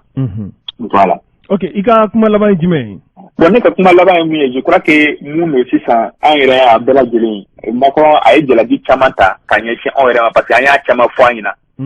en quoi minnu y'an nɔra bila minnu tun bɛ panel la olu y'a caman y'a fɔ an ɲɛna ko pour ka Faransi bɛ taa dictateur défend Afrique pour ka Faransi bɛ maaw to yen nɔ maa minnu bɛ yen k'a fɔ k'u b'an ka constitution bayɛlɛma ka tila k'u sigi fanga la kɛrɛkɛtɛ jamana kɔnɔ ko kun jumɛn na Faransi bɛ ɲɛmɔgɔ minnu bɛ yen n'i y'a sɔrɔ k'a fɔ u bɛ élection suɲɛ ka k'u ta ye ko kun jumɛn na b'o kɛ a ye kuma ta ko k'a fɔ k'ale t'an ka dirigeant ye wa ale ka pays b'a bolo ale kan ka pays gérer ale tɛna k'an ka pays gérer anw place la anw de kan ka wuli k'an jɔ k'o baara kɛ wa anw de kan k'o ɲɛnabɔ anw yɛrɛ dama ɲɔgɔn cɛ a ko du moment où n'i y'a sɔrɔ k'a fɔ ko autorité min bɛ en place u ye nin bɛɛ lajɛlen kɛ mais o bɛɛ lajɛlen na u ye papier kala ka fɛn bɛɛ lajɛlen kala Faransi bɛ baara kɛ ça c'est tout à fait normal a y'o de fɔ maintenant fɛn ye kuma ta n'o ye Guinée ale kuma ta ko non olu m'a fɔ ko Faransi kan'u ka baara k'u place la mais olu ko de Faransi kana fɔ k'a bɛ relation tisser avec ceci là a kan ka relation de tigɛ avec eux parce que u ye élection tripartite donc n bɛ fɛ ka mun fɔ dɔrɔn nin yɔrɔ la o de ye k'a fɔ mɔgɔ foyi a y'a yira n na k'a fɔ an bɛ ka nin bɛɛ lajɛlen fɔ ko mais ale t'an ka président c'est comme a y'o de fɔ ko anw bɛ ka fɛn fɛn fɔ nin ye sisan ko mais an bɛ ka bɛɛ jalaki bi ale kan comme si ale de y'anw ka président mais k'ale t'anw ka président ye ale tɛna bɔ yan k'a fɔ k'a bɛ taa an ka jamana gérer en place la anw yɛrɛ de kan k'o baara k'an place la donc n bɛ kuma laban yɔrɔ min na comme pour que ka bɔ kuma na o de ye k'a fɔ maa si tɛna k'an ka jamana jɔ en place la anw de bɛ se ka wuli k'an jɔ k'an bɛ se ka mun de kɛ cogo min na an ka jamana bɛ se ka bouger an ka jamana bɛ se ka sankɔrɔta sɔrɔ anw yɛrɛ bɛ kunnawolo sɔrɔ maa si tɛna k'o place la maa o maa bɛ na anw fɛ yen k'a fɔ k'u bɛna anw dɛmɛ nɛgɛnni kan don maa si tɛna k'a fɔ k'u bɛn'i dɛmɛ parce que e ye karisa ye walima e bɛ bɔ nin dugu la walima e bɛ bɔ Afrique a tigilamɔgɔ bɛ na parce que intérêt dɔ de b'a bolo a tigilamɔgɔ bɛ na parce que hakilina dɔ de b'a bolo a tigilamɔgɔ bɛ na parce que a ɲɛ bɛ fɛn dɔ de la donc a bɛ n'a ka intérêt bɛ ɲini wa n'a y'a ka intérêt fana sɔrɔ a bɛ taa k'i to yen mais mun de b'a to sisan o ka intérêt ɲinitɔ dɛ anw bɛ se k'an profiter cogo jumɛn ka se ka an ta sɔrɔ ka tila ka sankɔrɔta sɔrɔ ka kunnawolo sɔrɔ o kɔfɛ ka jɔ an yɛrɛ ka sɔrɔ an ma tugu mɔgɔ la donc an kan ko de ɲɛɲini sisan cogo min na an yɛrɛ bɛ se ka baara kɛ an yɛrɛ bɛ se ka bɔ ɲɔgɔn la je crois que o de kuma ye cogo min na an yɛrɛ bɛ wuli ka jɔ an yɛrɛ ye parce que maa si tɛna k'an ka place la maa o maa bɛ na a tigi bɛ na n'a ka intérêt de donc o ɲuman ye an yɛrɛ de kan ka wuli k'an jɔ k'an tɛgɛ di ɲɔgɔn ma cogo min na Mali bɛ se ka bɔ nɔgɔ la. D'accord, merci beaucoup. Merci bien. Balimaw nin tun ye Maliki Konate hakili a ye kɔrɔfɔ minnu fɔ aw ye faamuya sɔrɔ a la. Hali bi kunnafoni sɛbɛn aujourd'hui a ye a yira k'a fɔ min ye Hamadi Kindi Bacili ye a yira k'a fɔ ale kɔni bɛ ka jalakili bin bi ka ɲɛsin maaw ma maa minnu kelen don ka taa a ka yɔrɔw kɔni kari kunnafoni sɛbɛn ka lakali la nin ye yɔrɔ min n'a bɛ zantigila yɛrɛ mara kɔnɔna na u bɛ yɔrɔ min wele k'a fɔ forêt classée min ye diɲɛ mɔgɔbatigi min bɛ yen n'u b'a wele k'a fɔ Hamadi Kindi Bacili ka kɛɲɛ ni ale yɛrɛ ka wulikajɔ ye a ye wele bila kunnafonidilaw ma a yɛrɛ ka jabala la Sogoni kɔ sigida 6nan yɛrɛ kɔnɔna na Bamakɔ yan a yɛrɛ k'a fɔ a ye dusukasi ani a ka dimi kɔni ta ka ɲɛsin waleya minnu kɛra ka ɲɛsin ale yɛrɛ ka yɔrɔ ma kunnafoni sɛbɛn ka lakali la a ye a yira k'a fɔ baga de kɛra a ma sabu n'i ye jateminɛ kɛ ni yɔrɔ kɔfɛlen min filɛ nin ye perepelatigɛw bɛɛ kelen don yɔrɔ minnu bɛ ka wele bi k'a fɔ ko tukɔnɔnaw don tukɔnɔna min ni mankan man ka k'a la u bɛ fɛn min wele k'a fɔ ko forêt classée olu bɛɛ lajɛlen bugunatigɛw dɔnnen don wa sɛbɛnfuraw yɛrɛ bɔlen bɛ a la k'a fɔ ko titiri fonciers de don maga tɛ se ka k'a la cogo si la o bɛɛ kɔfɛ sa kɛnɛ min bɛ yen ni o tɛ o titiri foncier kɔnɔna na ale ka yɔrɔ bɛ o fan fɛ de a bɛ kunnafonidilaw ladɔnniya k'a fɔ ale ka sɛbɛnfura kabiri Kati fo ka taa bila Kulikoro mara la sɛgɛsɛgɛliw bɛɛ lajɛlen kɛra k'a fɔ a ka sɛbɛnfura kɔni ka ɲi nin bɛɛ kɔfɛ sa min ye jateminɛ kɛ nin yɔrɔ kɔfɛlen ni a fɛɛrɛ yɛrɛ bɛ t'i jɔ fo hectare 77 ani hectare 932 sɛbɛnfuraw bɛ a kan a bɛ fɛn wele k'a fɔ titiri foncier o jɛyalen don bɛɛ lajɛlen ye wa hali k'a to Segu sira tun bɛ ka dilan waati min na a yɛrɛ k'a fɔ tali kɛla a yɔrɔ min na olu bɛɛ lajɛlen perepelatigɛw dɔnnen don ale ka yɔrɔ ani nin tɛ fankelen fɛ wa a bɛ min fɔ kunnafonidilaw yɛrɛ fana ye yɔrɔ min bɛ nin yɔrɔ kɔfɛlen yɛrɛ kɛrɛfɛ a bɛ t'i jɔ fo hectare 2000 bɔɲɔgɔnko la minnu ni nin yɔrɔ kɔfɛlen yɛrɛ tɛ ɲɔgɔn sira la wa maa yɛrɛ bɛ se k'a fɔ ko a ma se ka hali kɔlɔsi yɛrɛ tɛ a kan kunnafoni sɛbɛn ka lakali la a y'a yira k'a fɔ ni diɲɛ mɔgɔbatigi n'o ye Hamadi Kindi Bacili ye a kɔni y'a yira k'a fɔ ale ka nafolomafɛn minnu tiɲɛna a tɛna a ko bila ten wa damakasi sɛbɛn don ka se ka a ka hakɛw kɔni sɔrɔ o dɔ ye k'a fɔ min ye a ka château dɔ ye bolo sera olu ma an bɛ min kɔni fɔ nin ko in na anw ye sɛgɛsɛgɛli kɛ a la an nana bɔ Essor ka journal kan min b'a yira k'a fɔ nin titre foncier in a bɛ Hamadi Kindi Bacili bolo jamana in kuma ka gɛlɛn anw ka sɛgɛsɛgɛli kɔnɔ an taara fo Kulikoro ka taa ko ɲɛɲini a yirala k'a fɔ yɔrɔ min bɛ yen nin yɔrɔ ninnu bɛɛ lajɛlen taara kɔlɔsi wa yan'a ka kɔlɔsi cakɛbɔda kɛrɛnkɛrɛnnen de tun bɛ yen minnu taara ka taa yɔrɔ in yɛrɛ lajɛ ozoforo y'a yira k'a fɔ yɔrɔ min bɛ olu ka mara kɔnɔna na olu taara u bɛ fɛn min fɔ ko délimitation ka taa a bɛɛ la fɛɛrɛ tigɛ ka titre foncier bɔ a kan nka a bɛ komi anw ka sɛgɛsɛgɛli kɔnɔ ko yɔrɔw bɛ ko in jukɔrɔ maaw ma se ka min faamuya a la nka kuma in kɔni bɔlen kɔ ka bin an nana sɛgɛsɛgɛli min sɔrɔ o de ye k'a fɔ min ye Deyi Fadiga ye ale ka titre foncier bɔlen kɔ Kulikoro mara la parce que a yirala k'a fɔ a waati titre foncier tɛna se ka bɔ nin yɔrɔ in kan ni ozoforow m'u ka yamaruya di an ka sɛgɛsɛgɛli kɔnɔ an yɛrɛ k'a fɔ yamaruya dira Deyi Fadiga ma ko ka titre foncier di a ma o kɔfɛ mankanw nana caya fo kiriw nana bɔ Deyi Fadiga ni ozofore maaw ni ɲɔgɔn cɛ la o de kɔfɛ sa ozofore maaw u y'a ɲini domaine fɛ u ka titre foncier bɔ forêt classée in na ka se k'a perepelatigɛ kɛ o la sa ni maa o maa taara k'i bɛ taa papier bɔ a la a bɛ yira k'a fɔ ko titiri bɛ a sanfɛ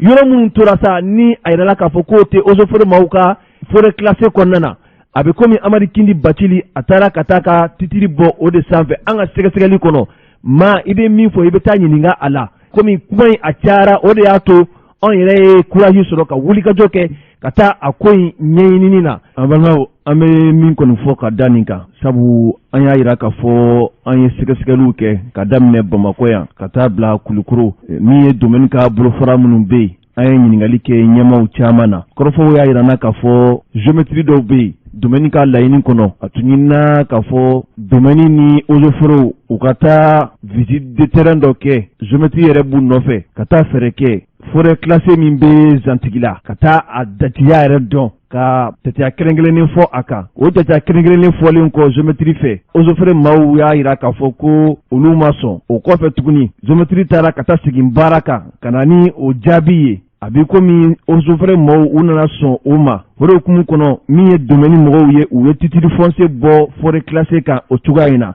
n'i ye jateminɛ kɛ journal min bɔra essor kɔnɔ ka bɛn ni tɛnɛndonya dɔ ye 16 décembre 2019 a yirala k'a fɔ o journal de kɔnɔna na min ye Amadu Kindi Bakili ye ko titre nana bɔ a ka nin yɔrɔ kofɔlen in kan ka di a ma sabu ni titiri bɔra a bɛ yira k'a fɔ Mali journal officiel min bɛ yen a bɛ bɔ o kɔnɔna na diɲɛ bɛɛ lajɛlen ka bɔ a kalama nka an kɔni bɛna min fɔ radio ɲɛta tɛ tribunal ye wa anw yɛrɛ fana tɛ kiiritigɛlaw ye hali bi nin ko in bɛ ka taa tasira min fɛ min ye eaux-et-forêts ka directeur régional min bɛ yen sabu an talen kurukuru don an n'a ma se ka ɲɔgɔn ye nka an bɛna fɛɛrɛ kɛ k'ale fana lamɛn ale fɔra maa min ko ka baara kɛra mun ye nin ko in kan o kɔfɛ géométrie min bɛ yen n'a taara nin baara in kɛ an bɛna taa o fana nɔfɛ ko in kɛra kɛcogo jumɛn na ka se ka a ko kungun n'a ɲɛɲɛ k'o ɲɛfɔ jamana kɔnɔdenw ye sabu nin kuma in a cayara kosɛbɛ an bɛ dugawu kɛ ala k'an bɛn sababa ma. nana aw nalen jama bɛ sewara. n'aw ma na ne mana a tɛ ɲɛnabɔ. ko aw nana ɲɛtaga yo aw nalen jama bɛ sewara. ne ma na a tɛ ɲɛnabɔ. lamɛnbaaw politiki jɛkulu dɔw farala ɲɔgɔn kan u bɛ fɛn wele k'a fɔ cadre d'échange politikitɔn caman b'i yɛrɛ y'a kɔnɔ o dɔ ye PS yelenkura ye o dɔ ye ASMA ye ani politikitɔn caman u ka fara ɲɔgɔn kan ye mun ye min ye k'a fɔ fangatɛmɛ fanga min bɛ yen bi délai min dilen don u ma u ka o délai bɔ a sira fɛ n'o ye ka kalataw labɛn ka bɛn ni kalo 18 bɔɲɛko ma o kɔfɛ min ye k'a fɔ politiki ɲɛmaa minnu bɛ ka minɛ bi k'u don kaso kɔnɔ waati ka se sa u k'u ka kiiriw baaraw kɔni nun don ni kiiri baara tɛ nun don laɲini kɔni kelen don nin ma kofɔlen ninnu fɛ u ka politiki ninnu ɲɛmaaw bila ka t'u kaso ka bɔ kaso kɔnɔna na o kɔnɔna na sa min ye Abdoulaye Kanta ale tun ye radio ɲɛta ka ciden kɛnɛ kan Kurufinakaw fɛ yen Amadu Koyita ale ye PS yelenkura o ɲɛmaa ye sigi yɛrɛ kɔnɔna na min sɔrɔla ale da kɔnɔ an ka jɛ k'o lamɛn. Ala ka ni fɛn an ka jamana kɔnɔ Ala kana ni basigi an ka jamana kɔnɔ an ye tapi filakɛ minnu taɲana an ka sɔrɔsi taali kɔ taɲana u bɛ na juguw fɛ o de la an ka cadre kɔnɔna na an ko jamana min sera yɔrɔ min na bi an k'an ka faamuya jugu kelen min b'an na an k'an ka fara ɲɔgɔn kan ka jugu kelen min kɛlɛ o ye minnu b'a fɛ k'an ka jamana sigi a sen sabara kɔnɔ n'an b'a fɔ o ma force humaine n'an b'a fɔ o ma terrorisme an bɛ cɛmancɛ fanga kɔnɔ bi a cɛmancɛ fanga an bɛ se k'a fɔ ala y'a latigɛ n'ala ko fɛn o fɛn bɛ kɛ o bɛ kɛ o cɛmancɛ fanga layiduw taara o cɛmancɛ fanga kalekanw siyana o cɛmancɛ fanga an y'a fɔ anw yɛrɛ ye k'a fɔ diɲɛ mɔgɔ ye k'a fɔ fanga min bɛna kalifa cɛmancɛ fanga ma k'a fanga bɛ kɛ kalo 18 kɔnɔna na n'o ye san 1 ni kalo 6 ye n'o fanga kalifara maa min na k'a fɔ k'i nana de ko ka gɛlɛya ba jamana kɔnɔ jamanadenw ma kala ta ye jamanadenw ma futi marifa min dira k'a fɔ ko ka jamanadenw lakana o marifa ni utilisera dɔw fana b'a dɔn ne fanga bɛ taa ni kalata de ne fanga bɛ taa ni jamanadenw ka limaniya de jamanadenw ka sɔn ni ala ta kɔfɛ olu tɛ fanga sɔrɔ jamana ala ni waati bolo fana ala kɔnɔ n bɛ daw sen fɛ tiɲɛniw yɛrɛ la ni m'o bɔra minnu ta na ala ka yɛlɛw la jamana dɔw fana ka nafolo tiɲɛna jamana nafolo tiɲɛna nka o bɛɛ kɔnɔna na laɲini min kɛra ko kalo 18 ko ka labɛn kɛ kalo 18 eta ka baara ye min ye fanga bɛɛ mana na baara dɔw bɛ i b'olu kɛ n'a bɛ f'o ma continuer la gestion de l'état bɛɛ b'o dɔn maintenant o kɔfɛ ka labɛnw kɛ ka ɲɛ pour que an bɛ se ka kalata ɲɛnamaw kɛ jamanadenw ka mana danaya da min kan o k'a kɛ président aya o fɔli bi o bɛ ka kɛ tasuma bɔli ye da la minnu yɛrɛ kun fanga yɛlɛmani coup d'état kɛli 2018 août minnu kun ko k'a fɔ ko sɔrɔsiw nana k'olu ka baara kun cɛ n'olu dɔw kun ma ye fanga la u ye kuma caman fɔ sɔrɔsiw ma dɛ jalaki caman fɔra dɛ kuma min yɛrɛ fɔra nin k'i mɛn n'o ye M5 RFP ɲɛmɔgɔ ye n'o ye bi premier ministre n'o ye docteur Sogol Kogala Magɛ je crois que aw bɛɛ y'a suivi la ou bien a lajɛ réseaux sociaux la n'an m'a lajɛ aw bɛ se k'a taper rencontre M5 RFP le président de la transition Bandaw a fɔra k'a fɔ ko transition min bɛ yen baara min kalifar'u ma u ka cogo bɛɛ kɛ u se ye min transition tɛ fɛn bɛɛ kɛ o waati kunkur de don u k'o baaraw bɛɛ kɛ réforme minnu kan ka kɛ n'o ye yɛlɛmani minnu kan ka don an ka sariya dɔw la n'o ye kalata sariyaw ye n'an b'a fɔ ma loi électorale ale sariya damadɔnin don ko mais k'olu bɛ min fɔ transition tɛna se ka yɛlɛmani caman kɛ parce que transition ka baara ye u bɛ min fana ɲini transition kalo 18 min dira fo minute kelen a tɛ fara kan seconde kelen a tɛ fara kan o de fɔra olu de Et nous, pour aller à la Nakanaka, on a qu'à ouvrir la marque, je crois que pour le fort, il y a la main, pour rien, il y a celle il y a pour le Manakano de Kama, il y a pour le Kama, il y a pour Kapo, il y a pour Irakama, il y a pour Malina de Kama, Nana Naka, et la Ega Parakatumi, ou les Kapo Sabakuna, parce que nous, Sabakira Orika et Naya est du niveau Bire Kapoka, Talatao de l'RST, alors pourquoi est face au début. Est-ce que Jamana Kanu de Katro, Manami Bapoka, Kalata, la Wati de Kondama, pour insécurité, oui, il y a pas de sécurité, un bas de Franck, avec la Kondama. Mais en la Jopana, insécurité en qualité, terrorisme qui est la insécurité réelle, au fait qu'elle est Bada de Kata, parce que l'insécurité, terrorisme qui est la Jonjo, à l'Ibani, nous sommes pas moto, au fait des insécurités. Mais lutte contre le terrorisme, au Lukini, en Ekniabala, Jeten Sahel Bola, Ministre Bola, Farkan Bola, en Amérique sur la source de Kobala, au nombre de Naye Laïduta, en Ekye, en la Laïd respecté. Naya respecté, Demanado Makalata, que nous et Danada Monika, fort de la légitimité, Janado et Danami Daleka, au basso Amesti, en a Ekye Bolo de Nyoma, en Ekye Bolo de Nyoma, parce qu'en Réniabal, on a de Mounou Bolo de sur la suite, à Forakounou, comme on a fait les de Bolo, à Forakounou, pour ordre de Koudéti, à Forakounou, moi, Chamon Fora, et on ne faut signal qui la mort est Bolo. Nous les Rébans, nous, on a une terre, on a fait que là, mais à quel élément nous, oui, c'est copié. On a mis une envoi sur la suite, nous formons la Jamana Kanapolo, à paix de Touré à Pau, des Dentonama à la Kalaka Famille Bolo. Ou que Souka Denton, le Kapara, il y a eu Jamana Kana, en a pris son Pajona, pour que Kassiguka, et Para la Noé sur la Tiaï, ou vous savez qu'en a, et Denton, on de Turku, nous, encadré sur nous, pour qu'un message à Seda sur la Turku Kakoula. On a Fokuka, élection, Dati, et nous, et tradition Dati, pour ce qu'on a pas maintenant, on a la débat. C'est un banami dans Sita Uni, Bilétu à la Bolo. Namba pour Mali de Kama, Amba pour Malika Yeta de Kama, Amba pour Malika Punya de Kama, Amba pour Malika Tana de Kama. Namake, Anya Faka Mamuna, Kalota de Segi, nous Mateka Kalota de Segi, Barami Kalpuna, nous Matuke, Allah pour la tradition. Est-ce qu'il y a pas mal de boulot? Est-ce qu'il y a tout le boulot? On est dans la police. Anya Mouy, pour Assise nationale, pour Assise nationale, pour milliards, là, à 1 million que de jours, pour les naquets, pour les Maliens, pour moi, Singapore, oui, Dami, Anga Jamana, Singapore, Jamana, Anya Singapore, Jamake, Jama, mais Singapore, c'est un ami fait au Kali. Nani Singapore, ni là où le fait comme Amoudoué, ni là où le fait pour comme un émouni et le nouveau Suisse, Aminata Draman Traoré, Akmana, le Kuka évité, avec le triangle à la mi et la nationale inclusive par OK. À Capona, c'est pas Capoto, parce que le baron n'a de quoi, comment tu en es allé là-bas. À Coco, comment on a dit, n'a pas qu'à me pour les 4 lignes qui est la nationale. Pour la nationale, il y a fait ça. Assisi, ou qu'on go Kubake, Allah Kanye. Na uko akona na ko Assisi ni kabina ke ko purge mali kurakala. Ko Assisi kele ko bege mali commune bela. Ko Assisi ko bege mali cercle bela. Ko Assisi ko bege mali région bela. Ko Assisi kam la ganyo tora ko mako ya ko mai parce que nous be ka ke mali cercle bela, nous be ka ke mali commune bela. Ça veut dire que mali ka fanga be ko mali fambe. Et ni tra ka Assisi organiser mali commune bela. Ni tra ka Assisi organiser mali cercle bela, mali région bela. Au cours de cette élection qu'on a organisé mali commune bela. Ka bɛɛ ko ka bɛɛ waleɲuman dɔn ka jeunes fo hali bi k'aw fo ka baara la aw y'an hakili sigi a y'an jigi Ala kana ni bɛɛ y'an ka jamana kɔnɔ Ala ka hakili ɲuman di minnu b'an ka fanga la Ala ka hakili ɲuman d'u ma Ala k'a to an bɛɛ ka fara ɲɔgɔn kan an ka Mali bila sanfɛ Mali nin y'an bɛɛ ta ye o de y'an fa tiɲɛ donc ni jiginna kuma la n bɛ yafa ɲini bɛɛ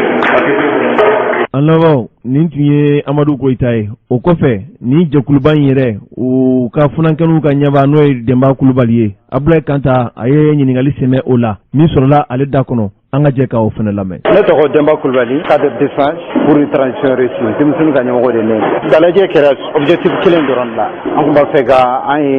nin regroupement créé a mɛnna dɔɔni mais parti politique y'a essayé ka fɛn décentraliser ka kɛ denmisɛnninw kunda ani musow kunda bon an denmisɛnninw de sera ka activité nin organiser bi an tun b'a fɛ ka an denmisɛnninw ɲɔgɔn commune par commune k'u wele k'u ladɔnniya d'abord cadre bi maintenant an ka objectif ye min ye an tun b'a fɛ ka o de ka kunnafoni d'u ma objectif c'est très simple parce que depuis que cadre créé fo ka se sisan ma an ka fɛn c'est très simple an ko an bɛna transition o k'i ka accompagner c'est vrai an ye fanga kɔrɔ ye donc mais fɛn mun kɛra o ye Ala ka ko ye maintenant ni transition kɛra an ko an bɛna transition accompagner maintenant accompagnement na donc proposition b'an bolo an b'a d'u ma maintenant par exemple fɛn saba ou bien se ka fo fɛn naani o de bɛ sisan. Premier point d'abord o ko an y'a laɲiniw fɛ vraiment o ka transition le délai yɛrɛ mun fixé olu yɛrɛ ka o bato mɔgɔ si m'u jagoya olu de y'a ta le cadre de concertation nationale kɛra donc olu de ye 18 mois ta ka kale e ka fo fana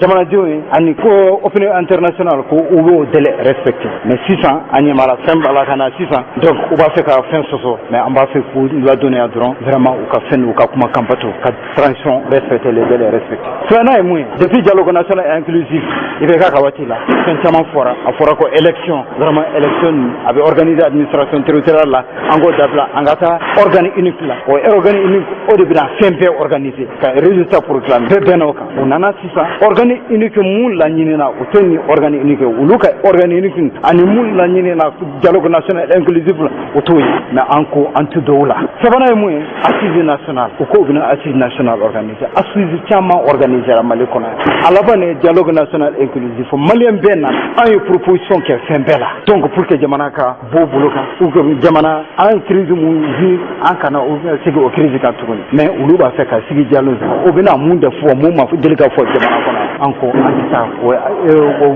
comment on appelle o assise o diversion parce que an sɔmina an tɛ se ka fɛn fɔ mais an sɔmina ni o assise ni organiser o b'a fɔ ko assise souveraine o bɛna dɔ fara transition an ko an tɛ sɔn an tɛ taa o la ni point dama de do o an kun b'a fɛ ka kunnafoni di bɛɛ ma surtout sifin kunda commune na Assimita sifin de do comme an to ɲɔgɔn ale de y'a fɔ le 1er juin 2021 conseil national jeune quand il a reçu le conseil national jeune a ko a bi dɛmɛ de ɲini ko toute la jeunesse u ka accompagner ko ni ale échouera o jeunesse bɛɛ échoué an sɔnna an b'a accompagner maintenant fɛn mun kɛra maintenant transition ale de layidu kan di ko a bɛna le 18 mois taara engagement ta fo Ghana communauté internationale ɲɛkɔrɔ an y'a fɔ a ɲɛna layidu a k'a ka layidu kan bato a ko a ka layidu kan bato dɔrɔn le 18 mois la a k'o kɛ a ka taa a ka bɔ dafeerelen fɛ n'o tɛ a laban fɛn fɛn mun y'a sɔrɔ a t'u ye tuguni parce que u nana ten ni fɛn gɛlɛya nana u bɛ taa ten don nata la an bɛna ni fɛn ni ɲɔgɔn ye multiplier n'an bɔra commune 1 bi an bɛ taa commune 2 la ka taa fɔ commune 6 fo Kati n'u banna programme mun bɛ an b'a fɛ ka meeting ba de organiser boulevard de l'indépendance la n'u ma sɔn an ta ma mais entre temps n'u sɔnna an ta ma a fɔra banna maintenant n'u ma sɔn donc an bɛ taa boulevard de l'indépendance la u ye fanga sɔrɔ cogo min na an b'a dɔn donc an bɛ taa boulevard l'indépendance inchallah. Kulubali i ka